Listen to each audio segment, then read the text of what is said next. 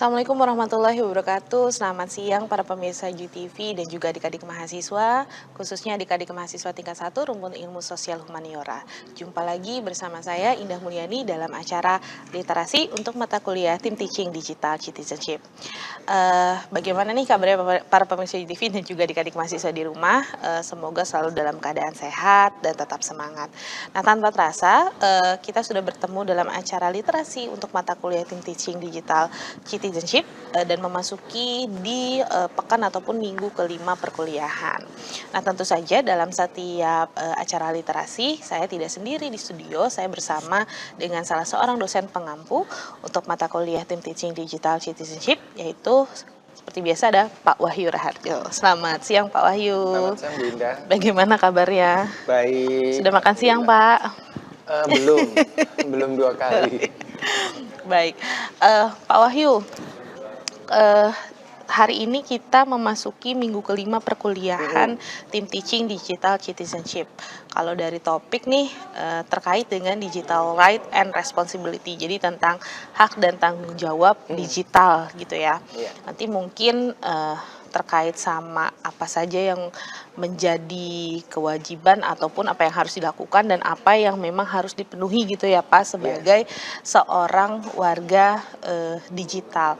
Nah, sebenarnya kalau kita lihat dari topik hari ini terkait digital right and responsibility gitu ya Pak, ini sebenarnya ada beberapa jenis ya Pak terkait hak kita tuh apa aja, atau tanggung jawab kita itu sebagai warga digital tuh apa saja gitu. Apakah itu terkait sama aktivitas pada umumnya atau aktivitas-aktivitas tertentu nih Pak dalam hak dan kewajiban kita nih Pak. Silakan Pak Wahyu.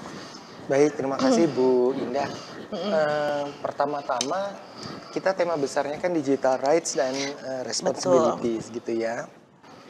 Untuk yang pertama kita fokus ke digital rights terlebih dahulu, terutama di segmen 1 ini ya Bu Indah. Secara garis besar digital rights itu apa aja sih gitu. Ada kebebasan berekspresi gitu ya. Kemudian ada hak untuk kebebasan berekspresi. Betul.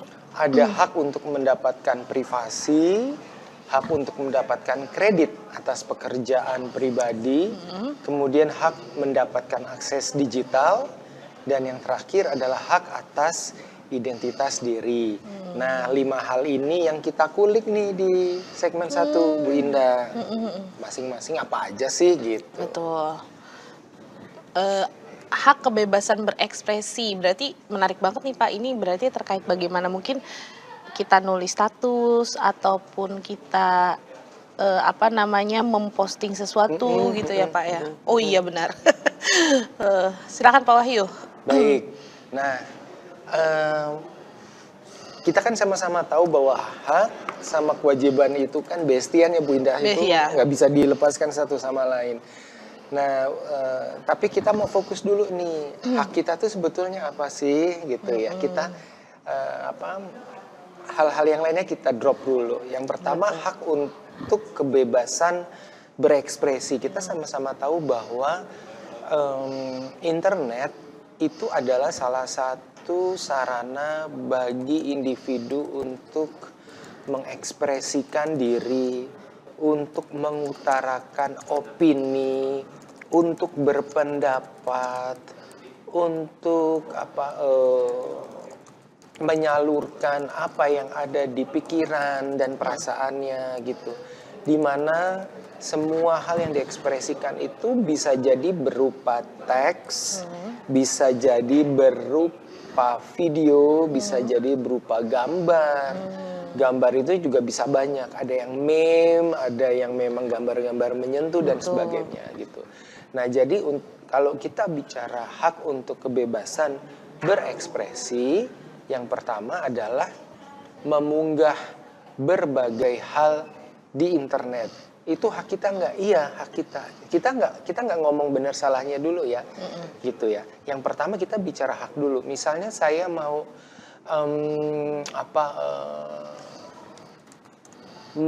mengekspresikan kegiatan harian saya, boleh nggak? Boleh. boleh aja silakan. Terlepas itu ada konsekuensi lain, itu soal nanti. Tapi sebagai hak, iya, gitu. Hak ini memberikan gambaran bahwa kita sebagai pelaku itu harus memiliki literasi digital yang baik supaya kita tahu batasan. Tapi sebagai hak kita bisa aja gitu. Betul. Semuanya ya, mengunggah berbagai hal di internet. Oh, saya lagi seneng sama ini nih gitu. Saya unggah poster. Oh, saya lagi concern sama isu-isu sosial ini gitu. Kemudian banyak postingan-postingannya terkait di situ. Itu hak gitu ya. Mau di WhatsApp misalnya, mau di laman pribadi lainnya seperti Instagram gitu atau di Twitter gitu ya, itu hak kita gitu. Kemudian yang berikutnya adalah menulis blog ya, menulis di blog-blog itu kan apa ya, kayak Mungkin kayak lebih website pribadi kali ya, Pak website ya? pribadi di mana kita bisa bicara banyak hal di sini. Betul. Trennya kan kita bisa bikin blog sendiri gitu di berbagai penyedia layanan, atau kalau mau yang sedikit lebih berat, lebih berbobot dengan segmen pembaca yang lebih luas, kita bisa jadi member misalnya Kompasiana, kita nulis di situ gitu ya. Gitu, dan itu apapun bisa gitu. Kalau misalnya Bu Indah lihat blog-blog orang itu macam-macam, ada yang mengkhususkan misalnya perjalanan wisata, ada yang khusus ke kuliner, ada yang bicara tentang pendidikan, ada yang bicara tentang persoalan politik atau geopolitik. Tapi itu adalah positioning kita sebetulnya buat orang-orang yang senang menulis, bukan cuma sekedar texting something gitu ya. Menulis artinya tulisannya sedikit lebih panjang, runut, ada hal yang mau disampaikan gitu.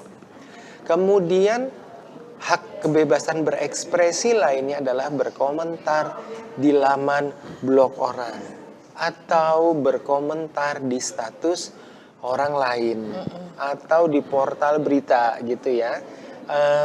Status orang misalnya kayak gini, Bu Indah posting sesuatu di media sosial gitu, saya nggak suka, terus saya ngasih komentar di situ gitu ya. Komentarnya misalnya nggak enak, itu hak saya nggak hak saya Hak gitu. Bapak, betul. Tapi kemudian ketika di counter sama banyak orang, terus ini kan banyak kejadian di Instagram Bu Indah. Betul. Manusia-manusia konyol sejagat raya gitu.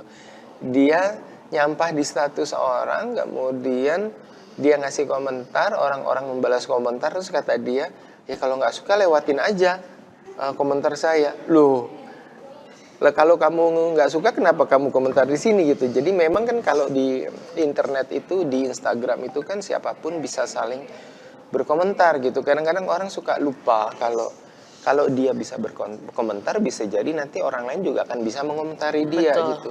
Kalau nggak mau dikomentarin ya kamu menahan diri untuk nggak komentar misalnya gitu. Karena kalau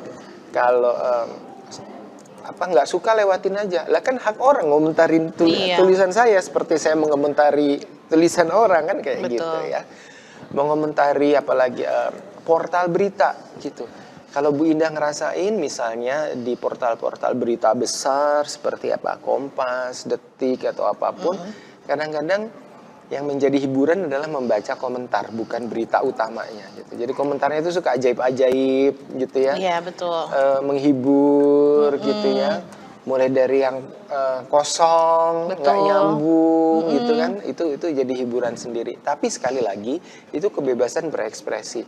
Entah kita mengekspresikan kebodohan gitu ya, entah kita mengekspresikan kepandaian, tetapi itu adalah kebebasan berekspresi gitu. Betul.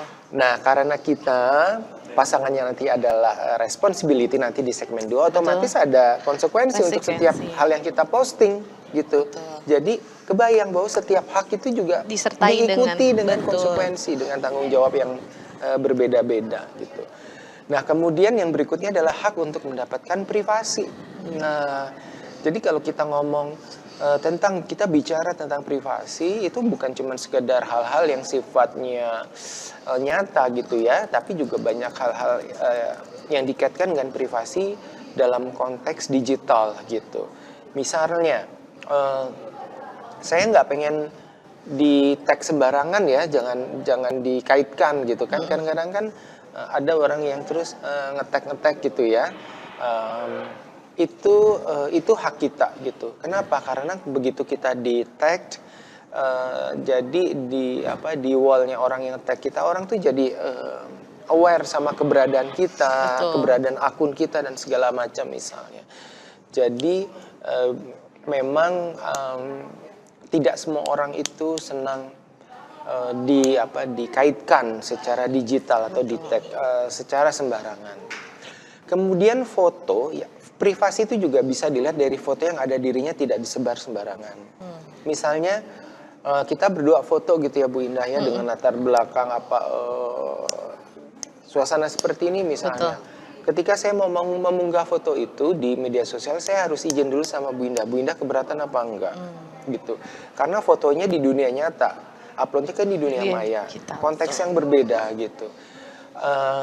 Kalau kita di luar negeri, kadang-kadang saya mau foto sama Bu Indah aja, saya izin dulu. Ibu mau nggak foto bareng saya? Gitu.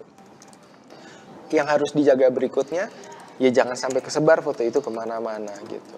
Jadi memang kita harus mikir kenapa orang-orang tertentu tuh misalnya media sosialnya tuh isinya foto-foto dia doang gitu. Bisa jadi bukan persoalan Dia narsisistik, narsistik, tetapi memang dia menjaga privasi orang-orang di sekitarnya gitu. Betul. Foto bisa ada, tapi yang diunggah itu hanya foto-foto diri dia sendiri gitu, karena menjaga privasi banyak orang gitu. Kemudian mengunggah sesuatu tanpa dikomentari, misalnya menutup kolom komentar gitu ya Bu Indah ya. Lo ngapain misalnya upload sesuatu kok nggak pengen dikomentari? Itu hak dia. Hak dia, betul. Sederhana banget, itu hak dia. Iya, gitu. dia meng-close komentar Betul, gitu itu ya. hak dia. Gitu. Terlepas dari unggahannya itu baik, jelek, buruk, ya itu hak dia gitu. Tidak semua orang itu pengen dikomentari gitu. Kadang cuman pengen sharing something tapi nggak pengen dikomentari. Itu bagian dari privasi gitu ya. Jadi memunggah sesuatu tanpa dikomentari, tanpa izin komentar itu adalah hak gitu. Kemudian hak lainnya terkait privasi di dalam dunia digital adalah informasi pribadi tidak disebarluaskan oleh pihak lain. Pihak lain itu siapa Bu Indah? Bisa teman, bisa online shop gitu ya, bisa provider media sosial dan sebagainya gitu. Pernah nggak misalnya Bu Indah dapat WA bla bla bla gitu kan, kita tanya, Anda dapat nomor saya dari siapa? Dari mana? Dari mana? Gitu loh. Kadang ada di grup gitu ya, di grup WhatsApp misalnya. Bapak Ibu ada yang punya nomornya Ibu ini enggak gitu. Seandainya kita punya, yang baik adalah pertama kita tanya dulu ke teman kita. Nomormu mau diminta sama si ini, urusannya saya nggak tahu. Saya boleh kasih apa enggak? Kalau boleh kita bilang japri ya Bu. Jadi nggak semua orang juga tahu. Itu bagian dari etika sebetulnya. Betul. Jadi nggak gampang menyebarluaskan hal-hal yang sebetulnya sifatnya sangat personal gitu. Kemudian online shop juga kan kadang-kadang seperti itu gitu ya, suka nyebarin data-data provider media sosial dan sebagainya. Artinya walaupun kalau kita bicara tentang keamanan personal, sebetulnya kita itu udah sangat-sangat terancam. Betul. Jadi di banyak pihak-pihak yang seharusnya memegang data kita, mereka punya kewajiban untuk menjaga, justru banyak yang memperjualbelikan misalnya, membocorkan dan segala macam. Sehingga kadang-kadang kita suka bingung, nomor kita tuh bisa kemana-mana tuh dari mana, yang kayak gitu. Kemudian yang berikutnya adalah hak untuk mendapatkan kredit atas pekerjaan pribadi. Pekerjaan yang kayak apa gitu. Nah misalnya gini, Bu Indah misalnya posting sesuatu di Instagram gitu, kemudian bisa video, bisa foto, sesuatu yang menarik, sesuatu yang lucu, sesuatu yang menyentuh. Kalau seandainya itu mau di reposting sama orang lain, tetap harus menyertakan akun Bu Indah di dalam di tagline-nya atau di bagian bawah itu ya, di caption ya kalau nggak salah ya, untuk tahu bahwa sumber asli dari gambar, dari meme, sumber asli dari video ini adalah akun orang lain gitu loh ya. Itu harus dilakukan sebetulnya. Kemudian apalagi karya pribadi yang dikutip harus dicantumkan oleh orang-orang yang mengutip, misalnya tulisan, gitu ya. Tulisan kita nggak bisa ngutip orang seolah-olah itu jadi seolah-olah seperti itu adalah pikiran kita sendiri, padahal bukan, gitu. Nah, kita harus mengutip itu tulisannya siapa. Nah, sebagai bagian dari literasi digital, cara ngutipnya juga ada Betul. strateginya. Nggak bisa tuh nama lengkap gitu ya, atau judul-judulnya ditulis, nggak gitu. Jadi ini sesuatu yang saling terkait satu sama lain. Pentingnya credit title untuk setiap karya yang digunakan oleh orang lain gitu. Paling nggak kita ngasih sumber gambar, sumber Betul. tulisan Betul. gitu ya. Dan kita juga harus tahu gimana caranya mengutip itu gitu. Atau bisa juga Pak dengan menyertakan seluruh nama. Jadi kan mungkin ada sebenarnya ini adalah pekerjaan yang sifatnya itu kelompok gitu ya. Jadi ketika memang menyantumkan nanti ya seluruh nama dalam kelompok harusnya dicantumkan gitu ya Pak, bukan hanya nama personal atau satu orang. Bisa gitu juga Kayak gitu bisa ya. gitu. Itu juga bisa. Kita memang trikinya kalau di dunia maya itu kan persoalan gambar ya. Mudah didapatkan di Google misalnya gitu kan. Kita nggak tahu itu punya siapa, tapi kita masih bisa mencantumkan sumber webnya kan. Betul. Sebagai sebagai Sitasi lokasi di betul. mana kita mendapatkan gambar tersebut gitu. Oke, berikutnya ini menarik Bu Indah, hak mendapatkan akses digital. Ini yang kemarin kita bicarakan tentang salah satu dari digital divine Bu Ida. Iya, Ya, betul. kalau masih ingat, setiap orang itu punya hak untuk mendapatkan berbagai macam informasi Betul. secara digital. Informasi itu bisa banyak, bisa hiburan, bisa akademis, bisa hal lain gitu. Misalnya saya mau buka web dari portal berita tertentu. Betul. Saya mendapatkan web dari majalah-majalah hiburan terkemuka dunia gitu ya, misalnya Rolling Stone atau Iya. Billboard misalnya. Itu bebas gitu, itu bebas ya. Bisa bebas diakses, walaupun mungkin beberapa koran itu kan harus berbayar untuk Betul. informasi yang sifatnya lebih berat, karena mereka juga mendapatkan berita itu dengan penuh perjuangan. Tapi itu adalah hak kita gitu, hak kita. Kita mau kan nggak bisa misalnya yang ini di ban, yang itu nggak boleh gitu, itu hak kita misalnya. Betul. Kemudian informasi akademis gitu ya, misalnya jurnal gitu ya. Nah, kan orang juga, tapi memang masalahnya gini Bu Indah, orang itu kan juga cari uang, cari cuan di situ. Betul. Dengan memperjualbelikan tulisan misalnya. Oke, fine, kalau jurnal-jurnalnya itu banyak dikomplain berbayar, saya gratiskan. Yang berbayar itu nanti penulisnya gitu, sebagai Iya. bagian dari publikasi yang sifatnya open source misalnya. Betul. Gitu. Kemudian apalagi informasi pekerjaan. Ya, informasi pekerjaan mau kita pakai job street gitu ya, atau flyer-flyer pekerjaan tertentu yang di-share di berbagai macam grup WhatsApp gitu ya. Harapannya mungkin orang-orang yang berkepentingan bisa melihat dan kemudian melamar gitu. Jadi jangan merasa terganggu karena kita nggak punya kebutuhan di situ, tapi bisa jadi ada orang lain yang butuh, yang tahu mendapatkan informasi di situ gitu. Apapun gitu.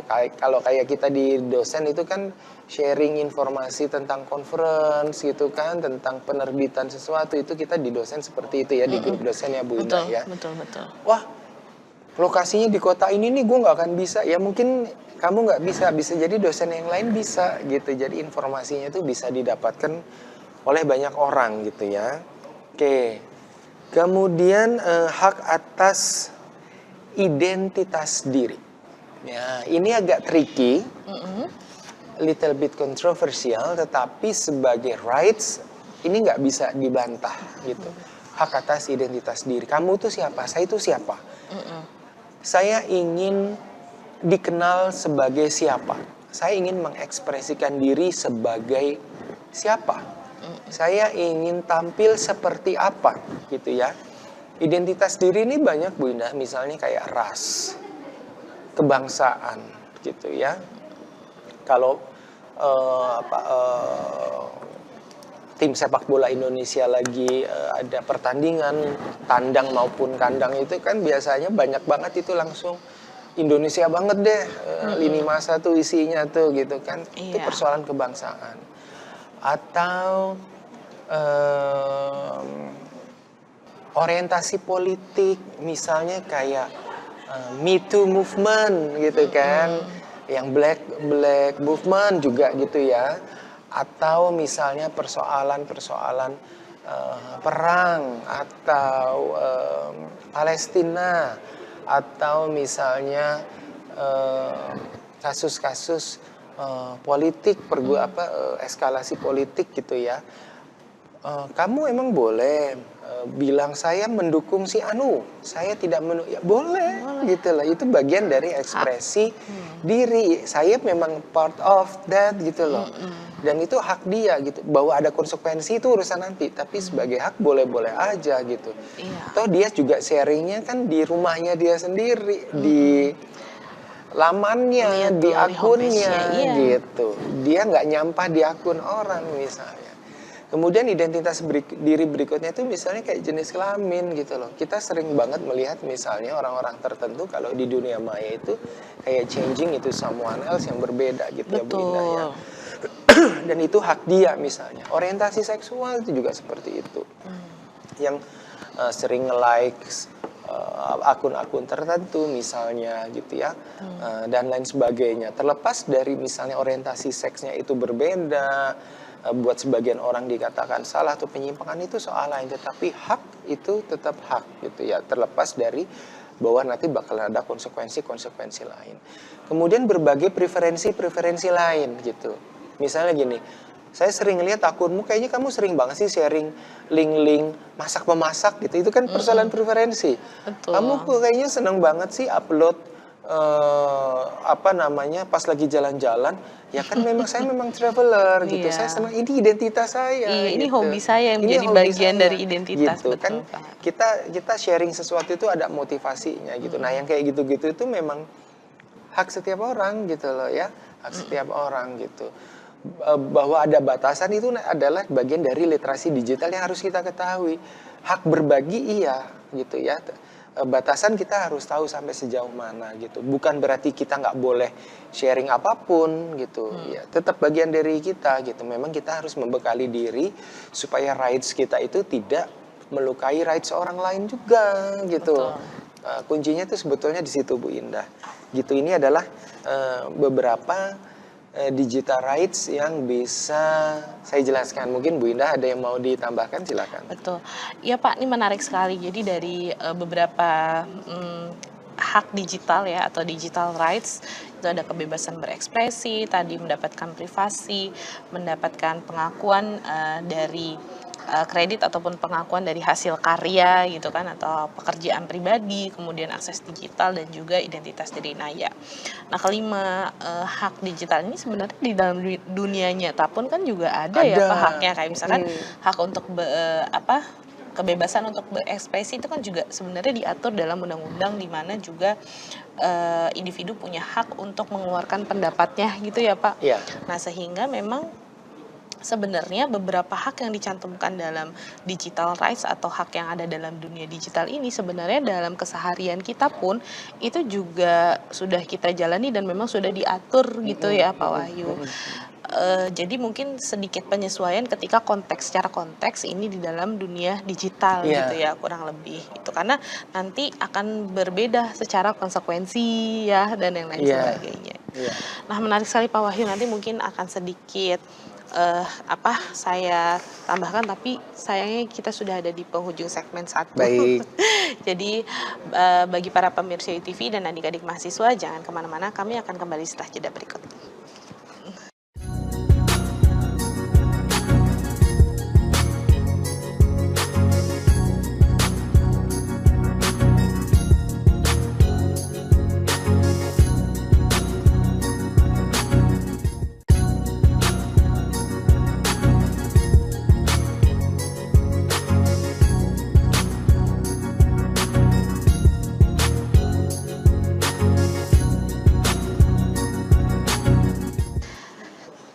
Baik para pemirsa UTV dan adik-adik mahasiswa, khususnya mahasiswa tingkat 1 untuk rumpun ilmu sosial humaniora, kembali lagi dalam acara literasi untuk mata kuliah Tim Teaching Digital Citizenship.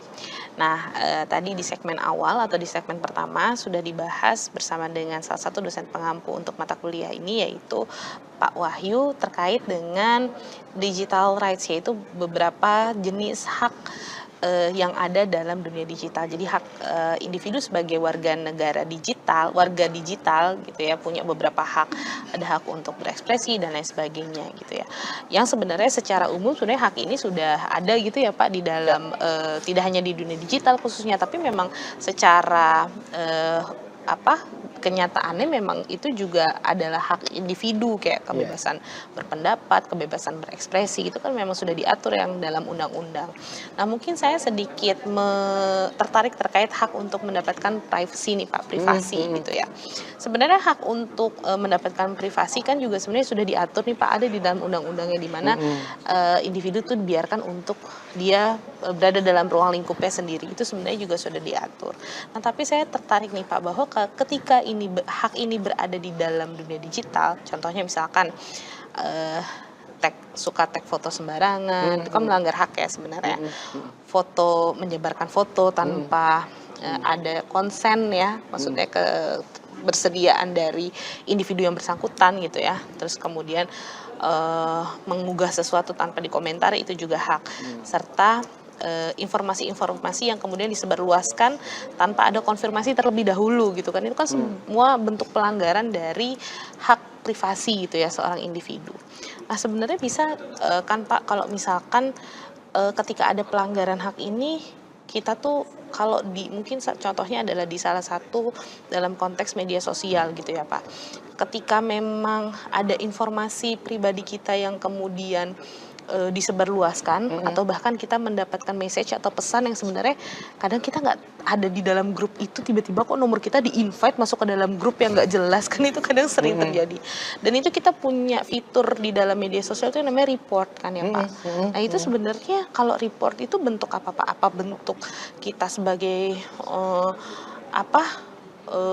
pelaporan dari satu kejahatan, atau misalkan kita mempertahankan hak kita, atau gimana tuh Pak bentuk report?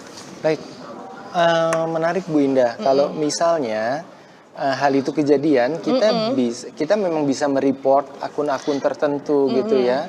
Nah, tentu ada dasarnya gitu kenapa kita mereport akun tertentu, misalnya persoalan kekerasan atau ancaman gitu ya, itu bisa ditujukan kepada diri kita pribadi atau kepada orang lain dan kita menyaksikan di situ gitu.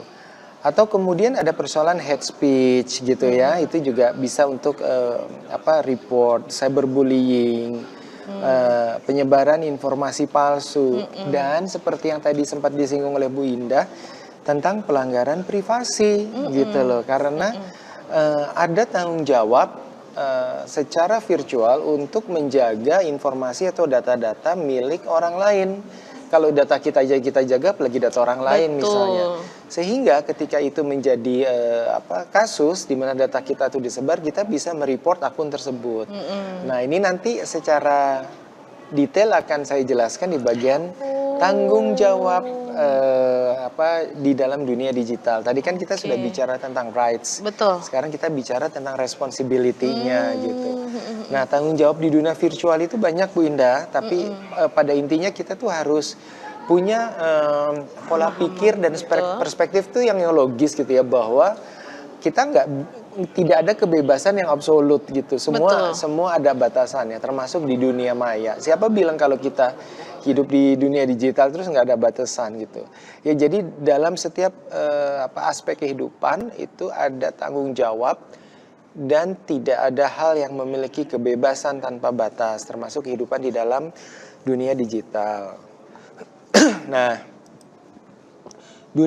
dunia virtual itu bukannya bebas dari tanggung jawab gitu, tapi kita tetap ada batasan-batasan di situ. Manusia hidup dengan bawa etika dimanapun, termasuk di dalam dunia digital gitu. Nah, sekarang kalau ditanya kita bicara tentang digital responsibilities apa aja sih gitu ya Bu. Yang pertama adalah kalau kita mengetahui atau menjadi saksi atau melihat hal-hal yang memang sifatnya tidak baik gitu ya, kayak cyberbullying, bullying, sexual harassment gitu ya, pelecehan, sexting itu disebut sexting kan karena nggak ada konsen gitu kan, dan pencurian identitas. Nah di situ Contohnya gimana Pak Wahyu? sexting itu adalah misalnya saya mengirimkan konten bermuatan seksual kepada Bu Indah. Ya, konten bermuatan seksual itu kayak apa? Bisa video, bisa teks, bisa gambar, bisa lelucon, bisa meme atau sebagainya gitu ya. Tetapi kalau seandainya Bu Indah itu berkeberatan, tidak nyaman, tidak suka, itu jatuhnya jadi sexting gitu. Tujuannya bisa banyak, bisa banyak. Beberapa tahun yang lalu saya meneliti sexting itu mostly tujuannya memang untuk senang-senang, untuk hiburan, untuk lucu-lucuan gitu. Walaupun buat beberapa komunitas tertentu tujuannya untuk teasing, jadi untuk cari sexual partner dan sebagainya. Kalau gayung bersambut bisa lanjut gitu ya. Tetapi basically sexting itu kan dari kata sex and texting gitu. Jadi texting something related to sexual materials gitu loh. Kalau itu sesuai, kalau kita agree mungkin nggak apa-apa gitu. Tapi kalau nggak ada konsen, kita nggak nyaman, itu jadi masalah. Dan kebanyakan orang tanpa sadar itu juga menjadi bagian dari sexting itu gitu. Misalnya dikirimin yang kayak gitu-gitu, terus dia juga melanjutkan ke orang lain gitu. Jadi dia nggak berhenti di dia gitu ya. Nah itu juga bisa jadi bisa dilaporkan atau apa gitu ya. Nah kemudian pencurian identitas itu kan yang penting banget ya Bu ya. Misalnya pernah nggak misalnya Bu Ina, atau ada orang di grup itu, di grup kita, Bapak Ibu mohon dicek kalau sampai ada nomor yang menggunakan foto saya, kemudian Betul, meminta itu sedang uang apa-apa, kayak gitu. Nah itu kan pencurian identitas gitu ya. Itu salah satu bentuk fraud yang ditakuti gitu. Entah dari mana dia bisa dapet atau data-data identitas kita gitu. Nah itu tuh harus dilaporkan gitu. Kalau misalnya di dalam itu kalau misalnya di WhatsApp ya, kalau di berbagai sosial media misalnya kayak di Instagram gitu, saya tahu teman saya nggak kayak gini, kok dia bisa punya akun kayak gini, itu bisa di report. Nanti kan ada pilihan ya, alasan mereport itu apa gitu lah. Ada fraud gitu, scam gitu kan, hate speech dan segala macam. Iya, Tapi kita betul. harus bantu meluruskan itu gitu. Kita sudah dapat akses untuk hal itu, jadi kita pakai betul-betul. Kemudian yang berikutnya adalah tanggung jawab untuk menyita sumber penulisan untuk pekerjaan dan tulisan yang dibuat gitu. Jadi tanggung jawab kita tuh, jadi kita nggak bisa kalau bikin tulisan, skripsi, tesis, disertasi, bikin paper gitu ya, kita nggak bisa seenaknya aja gitu, nggak menyebut sumber asalnya itu apa, punya siapa, dari mana, nyebut tapi seenaknya itu ada ilmunya gitu. Makanya nggak sembarangan memang hidup di dalam dunia digital. Kemudian tanggung jawab untuk mengunduh lagu ya kan, musik, video, atau mungkin film gitu ya Bu Indah ya gitu. Nah ini nanti itu juga jadi problem kita. Ini kita masih bicara secara keseluruhan ya Bu Indah ya. Tanggung jawab menjadi model yang baik, mengajari orang lain dalam menggunakan teknologi, menyimpan data pribadi, tanggung jawab tidak memalsukan identitas diri. Sekarang kita bahas satu-satu yang tadi nih. Bullying, sexual harassment gitu ya, grooming kayak gitu kan. Grooming tuh seperti apa tuh Pak Wahyu kalau grooming? Grooming itu kayak kita membesarkan, merawat orang dengan tujuan-tujuan seksual at the end gitu. Ya itu grooming gitu. Kalau binatang grooming, dirawat, dibikin cantik, ya bunga grooming gitu ya. Tapi at the end kan tujuannya bukan untuk seksual, beda banget sama grooming gitu. Tanggung jawab melaporkan ini, bullying, pelecehan dan lain-lain. Nah ini bukan hal yang mudah terkait prosedur dan mekanisme gitu. Kita cek pelanggaran yang dilanggar sama orang yang bersangkutan itu apa. Apakah kita bisa bicara dengan undang-undang tertentu atau apa gitu. Jadi konteksnya itu harus jelas gitu. Minimal dilakukan dengan mereport akun-akun tertentu yang dianggap bermasalah. Minimal di situ. Biasanya nanti kalau banyak report, kemudian pihak provider ngecek, itu bisa di ban, di take down gitu. Bahwa mungkin nanti ada kesempatan untuk muncul akun yang lain, dia bikin akun baru, itu personal lain gitu. Tapi setidaknya di situ tuh berhenti di situ dulu gitu. Kemudian ini tadi yang sempat kita bicarakan, menyitat sumber. Nah ini kan persoalan bukan cuma mahasiswa sebetulnya Bu Indah, tapi juga akademisi gitu. Seluruh akademisi. Iya, dosen juga harus belajar untuk jujur, untuk menginformasikan sumber tulisannya itu dari mana. Kemudian ada beneran apa enggak itu sumber tulisan gitu kan. Jadi jangan sekedar ngada-ngada, begitu dicek di Google ternyata jurnalnya nggak pernah ada gitu kan. Banyak yang kayak begitu tuh, pseudo citation yang kayak gitu. Nah kalau di psikologi sendiri pedomannya EPA gitu kan, cara menyitat yang baik gitu. Jadi bukan cuman kebutuhan etiknya dapat, kompetensinya juga harus dapat caranya gitu. Kebenaran kalau di psikologi pakai EPA, tapi mungkin di tempat lain ada yang pakai Vancouver, Harvard gitu ya, Chicago gitu. Diikutin aja bagaimana cara menyitat. Itu kan jenis-jenis tata cara untuk mensitasi atau menuliskan sumber gitu ya. Sesuai dengan kita mengutip latar ataupun belakang disiplin ilmu. Ya. Nah, menariknya bahwa pertanggungjawaban menyertakan sumber itu bukan hanya sesuatu yang sifatnya tulisan, tetapi juga bisa gambar atau karya yang lain. Termasuk misalnya kalau kita mau reshare atau retweet gitu kan, video juga itu juga harus dapat informasi ini dapatnya dulu dari mana. Kemudian yang berikutnya adalah tanggung jawab untuk mengunduh musik, lagu, video dan materi lain secara legal gitu. Nah mengunduh secara legal itu kan sebetulnya artinya membeli gitu ya. Makanya Bu Indah pasti ingat zaman-zaman dulu bahwa kita tuh bisa mengakses MP3 dengan bebas dari internet gitu ya. Betul. Kemudian kita taruh untuk kita dengarkan. Sekarang itu udah nggak bisa kita taruh di HP. HP kita tuh udah sedemikian bagusnya ya, ngeblok hal-hal yang sifatnya ilegal gitu loh. Beberapa program di komputer juga udah tidak bisa menyetel MP3 gitu, karena kebanyakan pasti itu didapatkan dari sesuatu yang ilegal. Kalau mau legal ya berarti mengunduh gitu. Hal ini tuh sulit dikendalikan mengingat akses untuk mengunduh secara ilegal itu sangat terbuka di dunia maya gitu.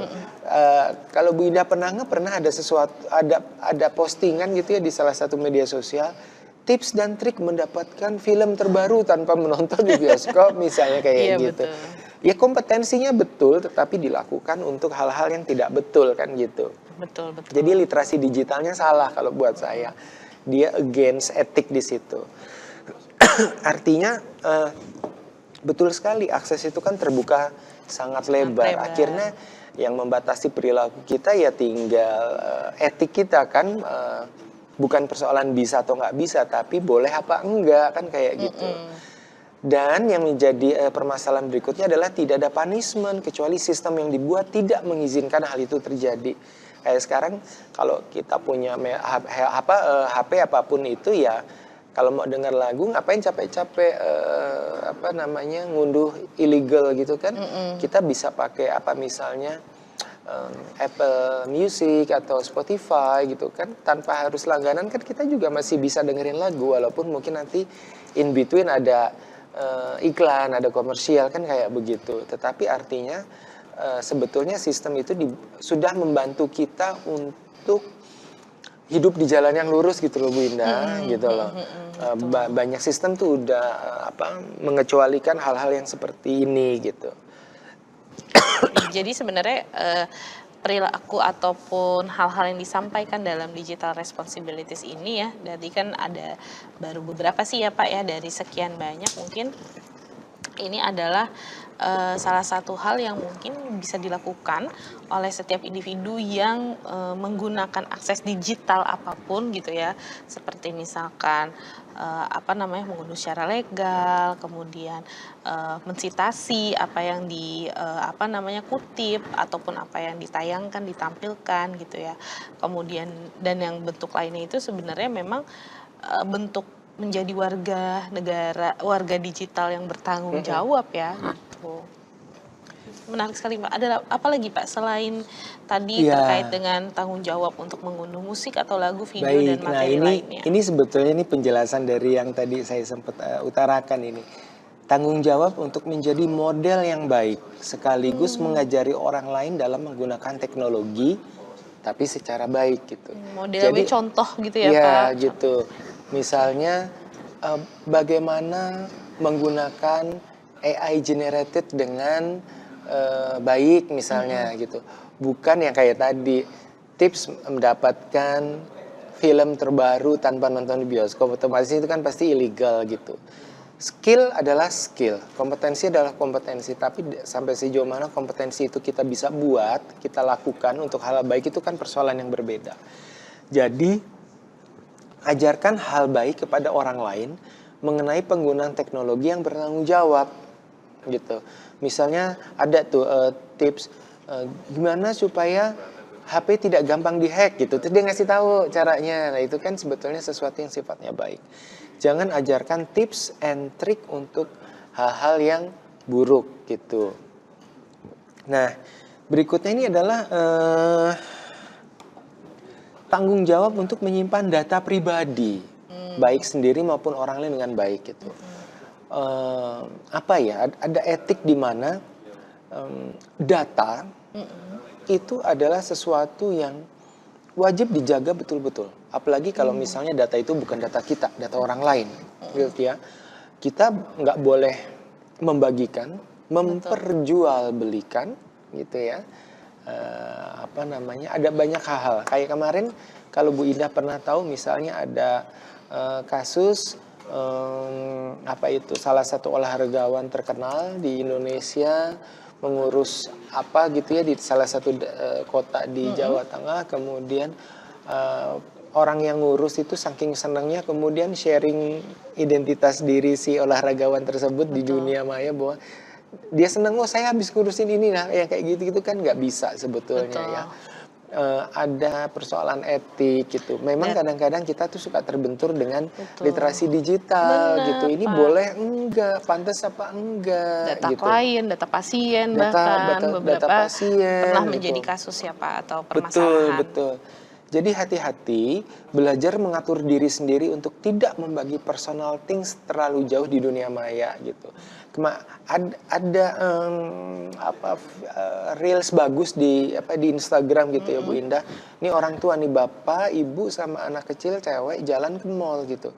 Ketika di mall mereka berpapasan dengan banyak orang nih. Anak kecilnya disapa sama banyak orang. Anak kecilnya bingung, ditanya sama ibunya, kamu kenal sama dia enggak gitu kan. Terus ketemu orang lain, habis ulang tahun ya, selamat ya, gini-gini. Lu tahu dari mana gitu. Terus banyak komentar-komentar lain dari orang-orang yang nggak dikenal.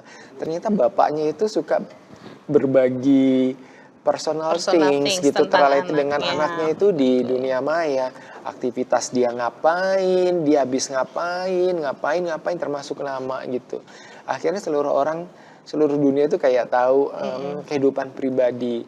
Nah, itu kan sebetulnya adalah kesalahan individu untuk tidak bisa menjaga hal-hal yang sifatnya personal dan dibagi di dunia maya gitu. Nah, ini saya lagi bikin riset nih Bu Indah nih tentang ini nih, namanya online oversharing behavior gitu. Oversharing. Ya, sampai hal apa saja, anteseden apa aja yang membuat orang itu berbagi secara berlebihan di dalam dunia maya gitu ya. Kenapa, yang dibagi apa gitu, itu menarik gitu. Nah, bisa juga tanggung jawab menyimpan data pribadi sendiri orang lain itu tidak dengan sengaja atau tanpa izin menyebarkan informasi pribadi orang lain kepada pihak-pihak lain, kayak tadi contohnya gitu. Oh, nyari siapa? Nyari ini ya. Saya punya kok nomor teleponnya kalau mau nih gitu. Nah, yang kayak gitu-gitu kan Betul. punya tapi kita dapat izin apa enggak Betul. gitu ya misalnya. Dan ini tuh betul-betul harus dipegang, Betul. dipahami gitu. Karena sebenarnya nomor telepon saat ini adalah bentuk dari identitas yang sifatnya pribadi gitu ya Pak, Iya, iya, data-datanya pribadi karena iya. memang terikat ataupun terkait dengan beberapa hal yang memang sifatnya itu privacy gitu ya Pak Mm-mm, ya, mm-mm, sehingga memang mm-mm. identitas terkait nomor telepon adalah salah satu identitas diri yang memang terkait dengan beberapa privasi gitu dalam baik media sosial maupun dalam akun lainnya gitu ya Betul, Pak. Jadi betul. memang mungkin salah satu kenapa akhirnya bahwa sharing terkait nomor handphone itu adalah sesuatu hal yang harus dipahami betul tanggung jawabnya gitu ya Iya, dan iya. batasannya. Baik, Kalau kalau kita sebagai peneliti kita bikin riset itu kan juga ada persoalan etik ya misalnya betul. kamu ngapain nanya nama, kamu ngapain Mm-mm, nanya inisial, itu betul, tidak dilakukan feedback kita nggak penting kenapa nanya. Terus betul, buat apa isian email gitu kan? betul, Buat apa isian nomor telepon? Memang kalau misalnya nomor telepon oke ada kepentingan untuk pemberian reward apa top up, top up, pulsa atau apa secara random gitu. Tapi itu juga harus di share ketika mengajukan perizinan etik bahwa itu nanti hanya sebatas untuk persoalan reward gitu dan harus segera betul, dihapus nomor-nomor partisipan. Tapi itu kan contoh-contoh bahwa data itu sangat penting gitu ya. betul, Kita data kebayang gini kalau kita aja nggak mau data kita kesebar, kita juga nggak boleh menyebarkan data orang gitu ya. hmm, Kemudian yang berikutnya Bu Indah ini tanggung jawab untuk tidak memalsukan identitas diri hmm, gitu. No fake account dengan alasan apapun itu.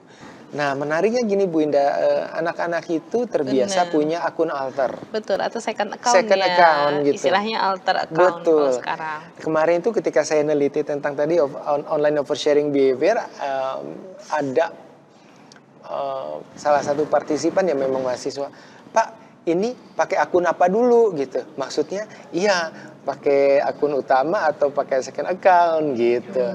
Jadi banyak yang membuat akun alter atau fake account atau apa itu hanya untuk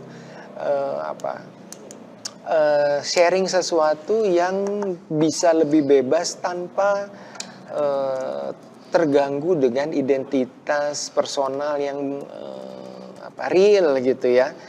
Tapi saya bilang yang kayak gitu kan sebetulnya nggak bertanggung jawab. Justru ketika kita hadir dengan identitas asli, kita diajarkan tentang apa yang pantas dan tidak pantas untuk di-share gitu. Daripada terus kita milih bikin fake account, tapi untuk misalnya hate speech gitu kan, untuk sharing anything yang buruk gitu. Kalau Bu Indah di Instagram misalnya, kadang-kadang ada komentar-komentar yang hate speech, terus kalau dicek ya fake account gitu. Dia nggak pernah dibuat baru seminggu 2 minggu yang lalu gitu atau sebulan yang lalu tanpa identitas wajah, gambar atau mungkin gambarnya sama sekali nggak terkait, nol postingan, nggak pernah posting. Jadi tugas dia itu cuman bikin kerusuhan dengan komen-komen di tempat lain yang kayak gitu-gitu. Ya fake account gitu. Berani tampil dengan identitas diri asli dengan attitude dan behavior yang terkendali karena sebaiknya kan itu yang dilakukan gitu ya. Kalau kamu tahu itu salah, ngapain mesti di-share? Ngapain kamu harus bela-bela misalnya, bela-belain bikin akun baru misalnya kayak begitu. Ini persoalan yang cukup banyak kita temui Bu Indah di dunia digital saat ini, nggak cuma di Indonesia tapi dimanapun ya persoalan fake account itu seperti itu gitu. Ketika ada punya fake account, jadi orang merasa bisa punya kesempatan untuk melakukan banyak hal-hal buruk di dalam dunia maya. Nah ini bagian dari digital responsibilities yang harus kita pegang gitu. Jadi kita Betul. nggak boleh cuman bicara tentang hak. Hak, No, betul. ini ada nih hal-hal yang harus kita perhatikan. Dan ini tuh melekat sepasang, hak dan Betul, kewajiban itu sepasang. bener Lu Pak. punya hak ngapa-ngapain, tapi lu juga harus tahu konsekuensinya harus gimana, nggak boleh Betul ngapa-ngapainnya betul gitu Bu betul. Indah. Iya makanya tadi saya sempat, apa Pak, sepanjang penjelasan tadi saya kayak contohnya terakhir nih, tanggung jawab untuk tidak memasukkan identitas diri itu kan sebenarnya seiringan dengan hak kita untuk memperoleh identitas diri. Mm-mm, mm-mm, Ketika memang kita punya hak untuk mm-mm, mengidentify diri kita, maka harusnya disertai dong tanggung jawab bahwa menampilkan identitas asli dengan attitude dan behavior yang juga mm-mm, terkendali mm-mm, gitu ya, nggak mm-mm, bikin fake account mm-mm, atau apa alter account dengan tujuan yang tidak baik dan lain mm-mm, sebagainya ya. Makanya mm-mm. ini semua makanya tadi pas sambil apa penjelasan Pak Wahyu juga saya sambil melihat kembali hak, oh ya ini kok kayaknya sama ya, oh ini kayaknya beriringan dengan hak yang Beriringan, ini ada ya gitu. pasangannya di Iya bagian seperti rights. iya betul seperti berpasangan, bahkan ada yang misalkan haknya untuk mendapatkan kredit atas pekerjaan pribadi, tapi di situ disertai dengan tanggung jawab harus mensitasi, harus begini Mm-mm, dan lain mm-mm, sebagainya gitu ya. mm-mm. Jadi memang em, menarik sekali bahwa digital right and responsibility ini saling berdampingan. Baik Pak Wahyu, Ya, mungkin nanti kita lanjutkan ya Pak di mm, segmen berikutnya boleh. gitu dan mungkin nanti di segmen 3 kita banyak diskusi terkait kasus-kasus ya Kasus ya, Pak, ya. beberapa pelanggaran atau mungkin yang fenomena-fenomena yang sampai dengan saat ini masih menjadi topik yang hangat gitu untuk Mm-mm. dibahas. Gitu. Baik. Baik, baik para pemirsa TV dan adik mahasiswa jangan kemana-mana karena kami akan kembali setelah jeda berikut.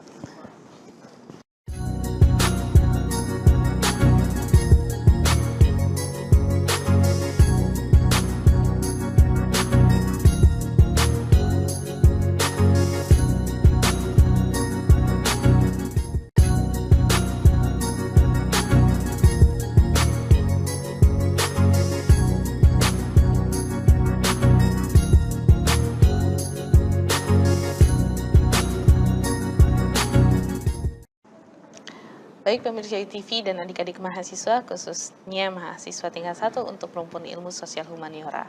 Kembali lagi dalam acara literasi untuk mata kuliah Team Teaching Digital Citizenship. Tadi di segmen awal itu kita sudah membahas terkait digital rights dan juga di segmen sebelumnya yaitu segmen 2 sudah dibahas terkait dengan digital responsibilities. Di mana ketika memang ternyata dijelaskan secara lebih mendalam oleh Pak Wahyu tadi ternyata saling beriringan dan bahkan saling berpasangan gitu ya. Nah mungkin di segmen ketiga ini Pak Wahyu ada nggak sih Pak bentuk mungkin pelanggaran hak ataupun pelanggaran tanggung jawab atau bentuk perilaku yang tidak bertanggung jawab gitu ya yang memang terjadi dalam dunia digital yang mungkin paling dekat terjadi dengan kita misalkan di lingkungan akademis gitu baik dengan dosen maupun dari mahasiswa misalkan Pak Wahyu. Baik, terima kasih Bu Indah. Ya. Kasus-kasus digital rights and responsibilities di dunia akademis itu biasanya nggak jauh-jauh dari persoalan copy paste Bu Indah terkait penulisan laporan, tugas akhir gitu ya. Nah, karena kita bicara di dunia akademis, maka kita akan bicara misalnya tentang plagiarism gitu. Betul. Plagiarism ini sumbernya saya kasih tahu nih Bu Indah nih Betul. tentang dari turnitin.com, sumber tulisan diskusi kita. Tentang literary thief. Ya, literary theft gitu. Jadi memang plagiarisme itu apa sih? Plagiarisme itu kayak pencurian ide gitu loh. Tapi kan tetap ini kan pencurian gitu. Yang dicuri itu apa? Ide, kemampuan, kompetensi misalnya. Seolah-olah lo bisa, seolah-olah lo menulis itu padahal enggak gitu. Nah, ini kan sesuatu yang memang enggak benar gitu kan, melanggar etika gitu. Nah, mahasiswa itu adalah kelompok yang rentan terhadap plagiarisme gitu, terutama dengan perkembangan teknologi yang sedemikian pesat. Kita gampang banget kan Bu Indah dapat informasi-informasi itu dari internet. Kalau kita dulu mungkin harus betul-betul ke perpustakaan untuk cari sumber fisik, kita duduk, kita nyatet, kita balikin lagi tuh buku jurnal. Sekarang kan nggak kayak gitu, lebih gampang. Jadi kemudahan mencari informasi itu memang diberikan secara digital oleh internet gitu ya. Nah, ketika kita mendapatkan berbagai macam sumber informasi tersebut, ada yang ngawasin nggak? Kan enggak. Nggak ada gitu, nggak ada polisinya, nggak ada CCTV-nya gitu. Semua bertanggung jawab terhadap perilaku masing-masing. Betul. Jadi cuman tinggal yang tahu ya cuman dia, akses internet sama Tuhan, kan ceritanya gitu. Jadi tidak ada yang mengawasi individu dalam mencari dan menggunakan sumber informasi tersebut gitu. Sehingga kita harus tahu etikanya, etika penggunaan sumber informasi itu gimana. Karena nggak ada yang ngawasin, nggak ada yang ngajarin, kita harus tahu. Jadi kita membatasi sendiri, kita tahu ilmunya, kita batasi sendiri gitu. Kita nggak bisa bilang habis nggak ada yang ngasih tahu. Memang lo harus tahu, nggak ada yang ngasih tahu memang gitu ya. Nah, terkait plagiarisme ini, misalnya banyaklah hal-hal yang dekat dengan mahasiswa. Misalnya ada yang namanya cloning gitu ya Bu ya.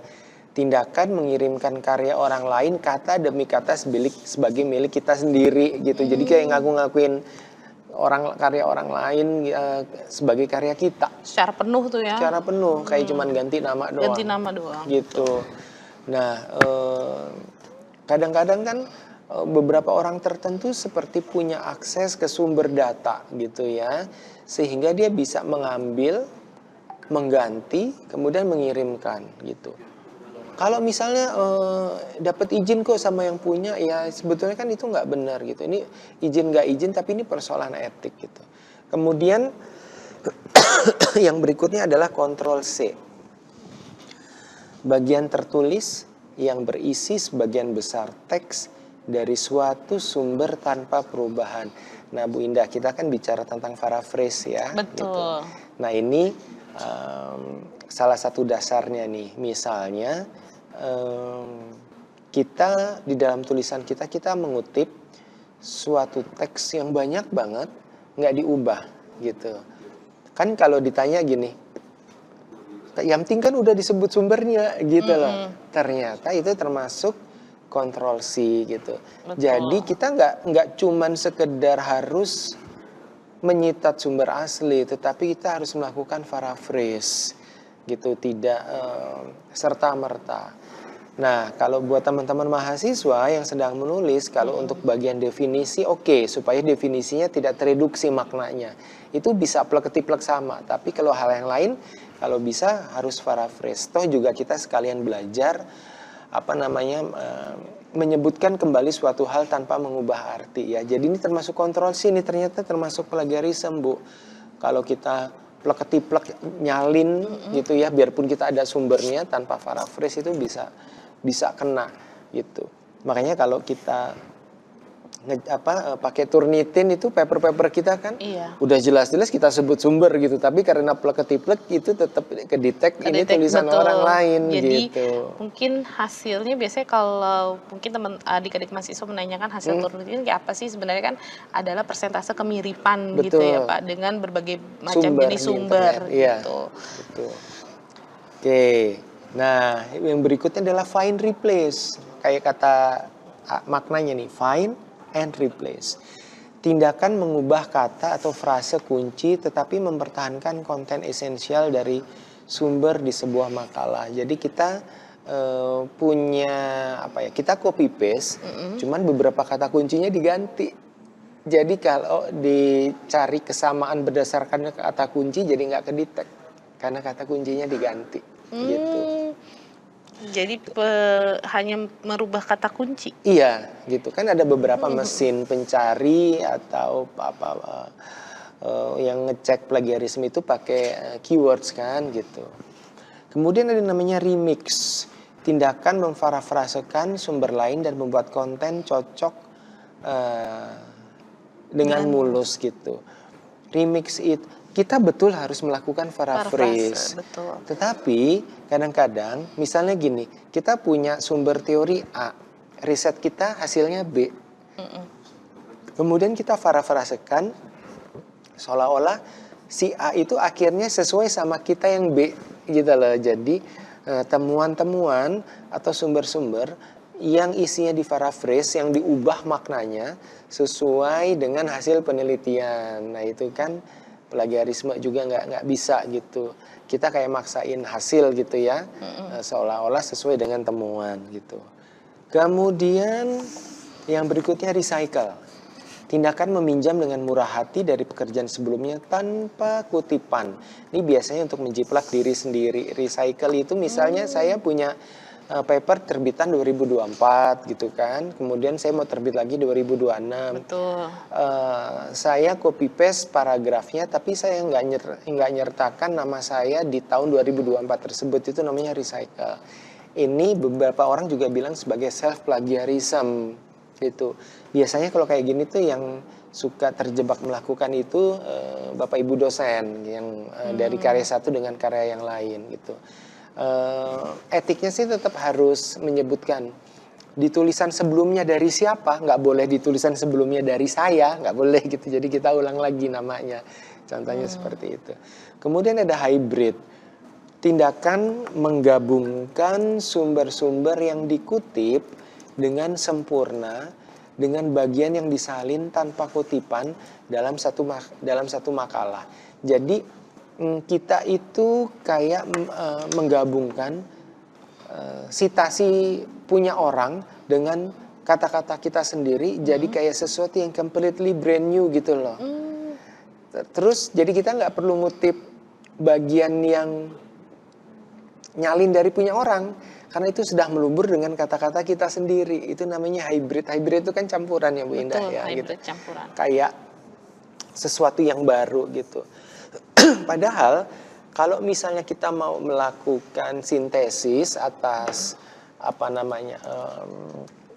komentar kita atau temuan kita dengan hasil orang lain, kita tetap harus mengutip dengan citasi sumber orang gitu. Bagian kita ya bagian kita. Kita nggak boleh mix seolah-olah itu kayak tulisan yang baru padahal itu ada pikiran orang di situ. Kemudian ada yang namanya mash up. Mash up itu kayak tulisan yang mewakili campuran bahan yang disalin dari beberapa sumber berbeda tanpa kutipan yang tepat. Nah, ini misalnya gini Bu Indah. Ini ada tulisan yang isinya itu memang bersumber dari beberapa jenis tulisan. Terus udah ada kutipannya belum? Udah disitat belum? Udah. Tapi nggak tepat gitu. Misalnya tulisan aslinya punya Susi gitu. Dia bilangnya sumbernya Badu gitu lah. Kalau orang nggak ngecek kan berarti kan itu memang ada sumbernya. Nggak ngeh kalau sumbernya itu ternyata hoax gitu ya, sumbernya fraud gitu. Beberapa AI generated kan juga kayak begini. Kalau makanya betul. Ya. Jadi kayak mungkin dari beberapa sumber. Begitu dicek aslinya nggak ada, sumber itu nggak pernah ada. Gitu. Saya pernah diminta tolong sama salah satu teman, tolong dicarikan list jurnal untuk ini gitu. Begitu saya cek banyak banget yang nggak ada gitu. Setelah itu saya baru ngeh bahwa ini pasti generated dari AI gitu. Makanya harus dicek ini betul ada apa enggak sumber ini gitu. Saking pinternya AI itu loh, seolah-olah sumbernya ada padahal enggak gitu. Kemudian ada 404 error. Bagian tertulis yang menyertakan kutipan ke informasi yang tidak ada atau tidak akurat tentang sumbernya gitu. Misalnya kita salah ngutip gitu. Atau sumbernya ada tapi dia nggak pernah ngomong itu gitu loh. Saya ngutip dari Mulyani 2024, begitu dicek Mulyani 2024 tuh nggak pernah ngomong begitu gitu. Itu 404 error tuh kayak gitu. Jadi mungkin kesalahan mengutip gitu. Dan ini potensial terjadi kalau kita cuma ngelihat tulisan orang. Kalau kita ngelihat tulisan asli sumber primer, mungkin kita membahasakan atau mengalih bahasakannya itu sesuai dengan yang ada.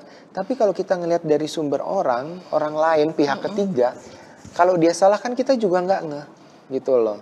Akhirnya jadinya salah. Sumbernya ngomongnya apa, dikutipnya apa gitu, dan itu jadi berkepanjangan, gitu. Kemudian ada yang namanya agregator. Menyertakan kutipan yang tepat, tetapi kertas tersebut hampir tidak berisi karya asli.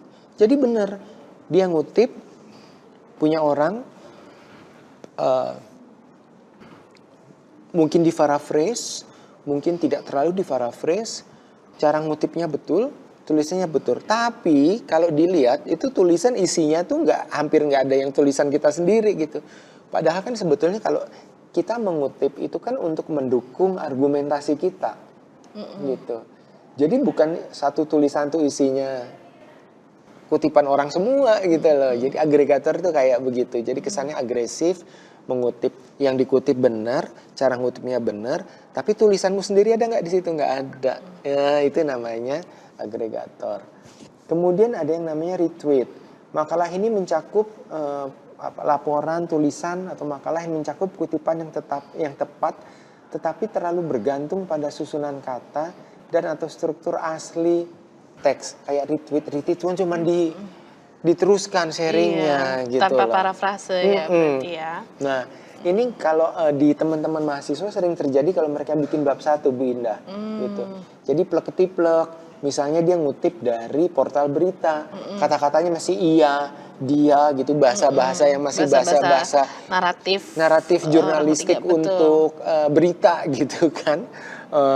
Nggak jadi kata kalimat pasif kan kayak gitu. Nah, ini namanya retweet, makanya harus belajar untuk membedakan gitu. Nah, kemudian ini Bu Indah nih, kenapa sih kok orang-orang melakukan plagiarisme gitu? Yang pertama kita belajar dari konteks ketidaktahuan gitu.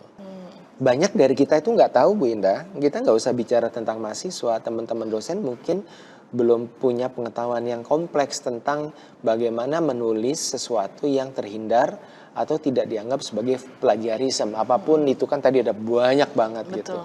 Jadi karena nggak tahu, nggak punya cukup pengetahuan gitu ya, pengetahuannya bisa belajar sendiri atau diberitahu sehingga dia melakukan itu. Nah, mahasiswa banyak yang kayak begini gitu. Oh iya, saya nggak tahu Pak, bener saya nggak niat gitu. Saya memang nggak ngerti cara ngutipnya yang bener gimana gitu. Misalnya ngutip pakai nama lengkap gitu, bukan nama belakang tapi nama lengkap. Betul. Gitu. Atau kalau misalnya ngutip pakai halaman, mungkin kalau di PTN yang asalnya UIN kan kayak gitu ya. Banyak lah gitu. Jadi dia memang nggak tahu bahwa itu tuh salah, itu tuh kurang tepat gitu. Nah, kalau ini kita mungkin masih oke ya, nanti saya ajarin caranya, besok-besok jangan begitu lagi misalnya gitu. Tapi ada juga yang memang ada intensi buruk gitu loh. Memang ada motivasi yang sifatnya negatif. Dia secara sadar memang saya tahu ini nggak benar, tapi saya pengen melakukan gitu. Motivasi negatifnya tuh apa? Satu, males. Gitu kan. Saya nggak mau cari, ini kayaknya sumbernya susah deh. Ini kayaknya jurnalnya berbayar. Ini kayaknya bukunya susah ditemuin. Oh, si Anu nulis. Ya udah, saya ngutip dari si Anu tapi seolah-olah saya baca sumber asli. Betul. Nah, itu kan plagiarisme. Gitu. Kayak misalnya kalau tadi kita sempat ngobrol ya Bu Indah, ada mahasiswa menggunakan textbook tahun 56. Textbook tahun 65 gitu kan, yang kalau dosen aja carinya susah kan, pasti ditanya kamu tahu dari mana, baca buku aslinya apa enggak.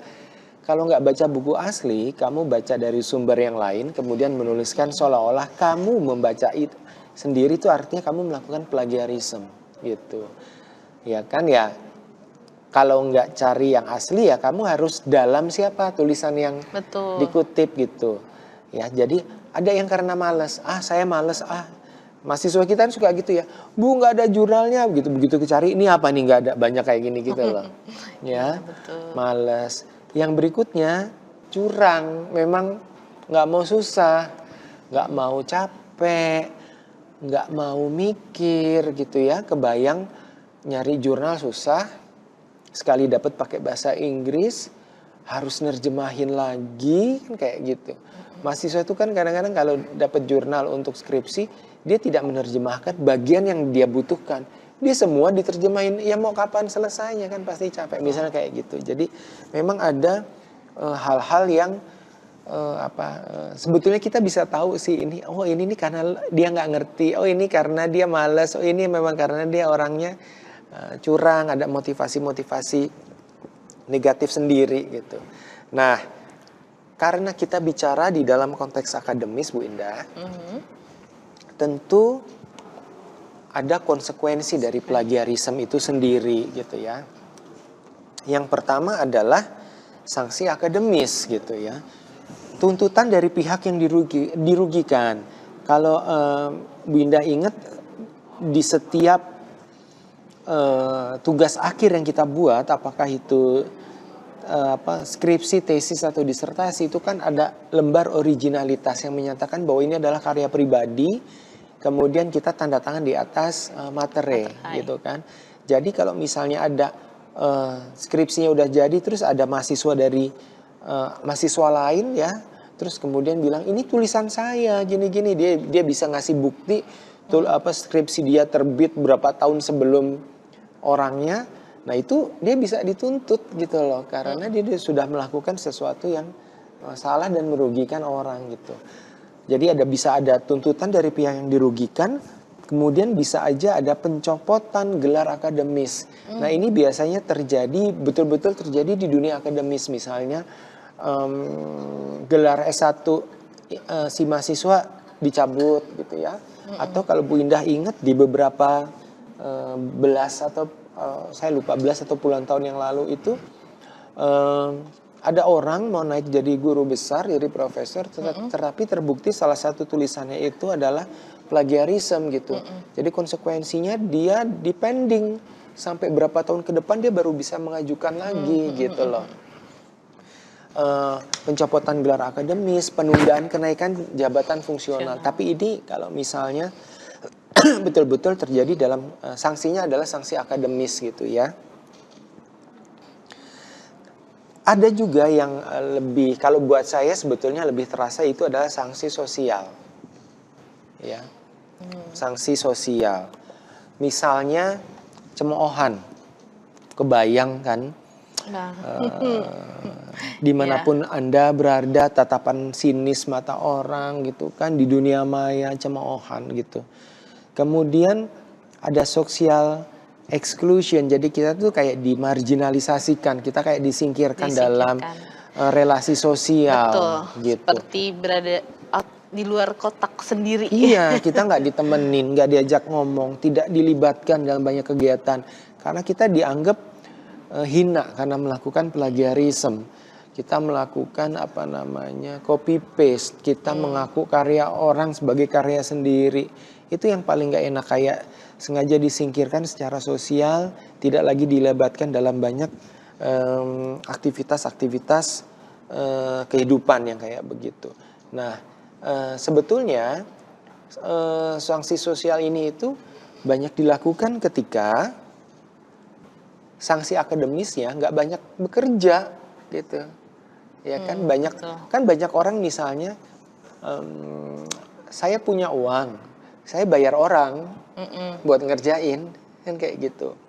Kemudian ketika di sidang dia nggak bisa apa-apa gitu. Apalagi kalau orang yang dia bayar itu ternyata melakukan plagiarisme, dia nggak ngelakuin, yang ngelakuin orang yang dibayar, itu kan jadi panjang misalnya. Dan kadang-kadang sanksi akademis itu suka begitu banyak pertimbangan sehingga tidak menyentuh asas keadilan secara fully gitu. Akhirnya yang bekerja adalah sanksi-sanksi sosial gitu ya, cemoohan, social exclusion dan lain sebagainya. Gitu Bu Indah. Ini kasus-kasus plagiarisme nih Bu Indah. Mungkin ada yang mau ditambahkan atau ada kasus yang Bu Indah pernah tahu untuk didiskusikan. Baik. Silakan Bu. Ini kan satu dari sekian banyak contoh kasus pelanggaran hak dan tanggung jawab di dalam dunia digital dalam bidang akademik gitu ya Pak Wahyu. Satu dari sekian banyak kan gitu. Bahwa salah satu bentuk pelanggaran hak dan kewajiban atau hak dan tanggung jawabnya adalah plagiarisme gitu. Iya, kita bicara dalam konteks akademis yang paling mudah dipahami Yang oleh paling mudah teman-teman mahasiswa. dipahami adalah plagiarisme gitu ya. Jadi mencatut, kemudian mengutip, bahkan kesalahan menyebutkan sitasi, bahkan retweet, bahkan meskipun sudah mencantumkan tapi tidak parafrase dan lain sebagainya, itu juga sebenarnya banyak jenisnya gitu ya. Saya juga tadi pas dibacakan, wah lumayan banyak juga ya jenis-jenis plagiarisme yang memang dari turnitin.com semuanya ya Pak. Jadi memang bersumber dari turnitin.com. Nah, kalau misalkan Pak di luar dari plagiarisme gitu ya Pak, ada nggak sih Pak misalkan plagiarisme itu kan sebenarnya juga pelanggaran hak untuk salah satu bentuk pelanggaran hak untuk mendapatkan kredit atas pekerjaan pribadi, itu kan sebenarnya plagiarisme, dan pelanggaran tanggung jawab untuk mengutip secara legal dan yang lain sebagainya. Nah, tapi sebenarnya kan Pak di dunia akademik gitu ya, yang memang paling banyak dan paling dekat plagiarisme. Tapi ada nggak sih Pak yang lain, misalkan seperti pelanggaran privasi yang mungkin terjadi, itu sebenarnya kan memang deket banget ya dalam konteks akademik, misalkan seperti nge-share nilai, itu kan sebenarnya nilai kan juga masuk privasi, nilai teman misalkan dan yang lain sebagainya gitu ya. Nah, tadi ketika ada mungkin bentuk pelanggaran lain Pak di luar dari plagiarisme, mungkin nggak sih Pak konsekuensinya itu tidak jauh berbeda atau sama? Misalkan ini kan tadi konsekuensinya ada sanksi akademik dan juga ada sanksi sosial, gitu ya Pak. Misalkan sanksi sosial.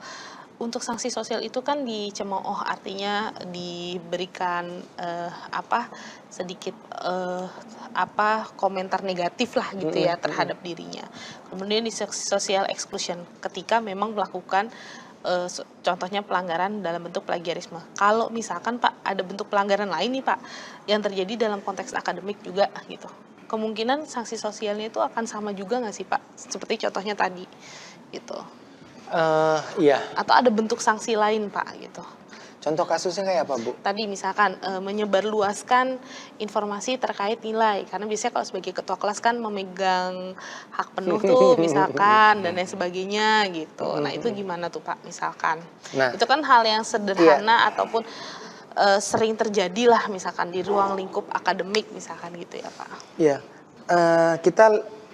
Kita lihat lagi konteksnya, apa itu publik atau personal misalnya. Kalau ketua kelas menyebarkan nilai teman-teman sekelas gitu ya, disebarkannya di ranah apa dulu gitu. Kalau misalnya saya ketua kelas, saya tahu nilainya Bu Indah, saya sebarkan di teman-teman yang lain, itu mungkin masih paling ditegur segala macam gitu ya. Tapi apakah itu kemudian di-share-nya itu di ruang publik seperti di status atau segala macam, itu baru akan ada sesuatu. Tapi karena itu tidak merugikan pihak institusi atau apa, pertanggungjawabannya lebih kepada relasi sosial Bu Indah gitu. Iya. Kalau yang disebar misalnya adalah aktivitas-aktivitas kayak kita kalau di kelas, itu kan sebetulnya dilindungi oleh etik. Jadi tidak bisa direkam apa yang aktivitas kita di kelas, biarpun kita mengajar baik-baik aja, itu nggak boleh direkam. Kalau sampai direkam kemudian tersebar keluar jadi ranah publik, itu nanti yang bergerak bisa institusi, karena itu ranahnya udah beda, bukan lagi ranah personal dosen per dosen gitu, kayak Pak. begitu. Iya. Nah, gitu. ini nih jadi catatan, karena memang kan kadang saya nggak tahu ya, ada beberapa mungkin momen ketika lagi ngajar tuh banyak yang pasti kan handphone always on hand nih Pak ya kan, terus tiba-tiba cekrek, mungkin ya maksudnya foto catatan atau apa, tapi itu sebenarnya adalah salah satu bentuk data yang Kalau foto catatan nggak tahu ya, anak sekarang kan sukanya malas nyatet terus PowerPoint-nya difoto gitu. Tapi kalau misalnya merekam secara sadar apa yang terjadi di kelas kemudian diunggah, ya yang kayak gitu-gitu kan harus hati-hati. Karena di situ ada dosen yang masuk ke dalam yang in frame, ada teman-teman yang in frame, ada suasana kelas yang kita juga nggak tahu sebetulnya itu konfidensial atau enggak gitu ya. Kalau di psikologi kan banyaknya konfidensial gitu, nggak bisa sembarangan. Nah, di situ terjadinya di kampus juga, jadi ada institusi yang kebawa-bawa gitu loh. Kecuali ya kalau udah selesai, misalnya udah selesai, udah di lorong atau segala macam gitu. Jadi kita nggak pernah benar-betul tahu. Makanya persoalan literasi digital itu untuk penting Bener Pak, untuk penting tahu banget. batasan-batasan. Jangan sampai kalau udah kejadian, ya maaf saya nggak tahu, kayak Mhm, gitu-gitu tuh. mhm. Udah nggak bisa ditarik, udah kejadian, ya, itu yang perlu kita pelajari. Tapi yang Betul. perlu kita ingat adalah kalau kita merekam sesuatu di mana di situ nanti ada in frame dengan orang lain selain kita, itu ada potensi hak yang dilanggar nggak? Nah, itu yang harus dipikirkan gitu. Kalau kita Betul foto betul. aja hati-hati bareng, Betul, apalagi kita apalagi ngerekam, record, ada teman, betul. ada dosen, Situasinya, apa yang situasinya, sedang terjadi, itu kan betul, langsung gitu ya. betul, betul, Bu. Baik. Eh, baik Pak Wahyu, Ya, tanpa terasa kita sudah di penghujung acara. mm-mm. Saya minta izin nih Pak untuk mungkin sedikit menyimpulkan kepada para Baik, pemirsa UGTV dan adik-adik mahasiswa yang di rumah terkait materi kita hari ini ya Pak, yaitu terkait digital rights and responsibilities. responsibilities. Nah, bahwa materi ini tuh sebenarnya menegaskan bahwa setiap individu yang berpartisipasi dalam dunia digital itu memiliki hak dan juga tanggung jawab atau dalam kata lain seperti kewajiban, di mana setiap hak yang dimiliki akan memungkinkan kita sebagai seorang individu itu untuk berpartisipasi secara aktif dalam kehidupan sosial, akademik, dan profesional di dalam ruang digital. Namun harus disertai dan diimbangi juga dengan tanggung jawab. Nah, dalam konteks dunia akademik secara khusus tadi sudah disampaikan oleh Pak Wahyu bahwa materi ini juga menekankan pada integritas akademik. Karena tadi contohnya adalah terkait sama pelanggaran dalam bentuk plagiarisme. Nah, secara keseluruhan artinya ketika kita mau menjadi warga digital yang baik, artinya kita juga harus memanfaatkan hak digital secara bijak dan bertanggung jawab secara konsisten agar tercipta lingkungan digital yang aman, etis, dan juga saling menghormati. Demikian Pak Wahyu, Ya, terima kasih atas waktunya, terima kasih juga atas sharingnya terkait informasi digital right and responsibility. Dan untuk para pemirsa TV dan khususnya adik-adik mahasiswa tingkat 1, jangan lupa bahwa setelah tayangan literasi tim teaching digital citizenship, adik-adik mahasiswa harus mengerjakan kuis yang ada dalam Vklas. Gitu. Baik, terima kasih. Saya Indah Mulyani dan juga dosen pengampu hari ini yaitu Pak Wahyu Raharjo. Mohon pamit undur diri beserta dengan kru UGTV. Selamat siang. Wassalamualaikum warahmatullahi wabarakatuh.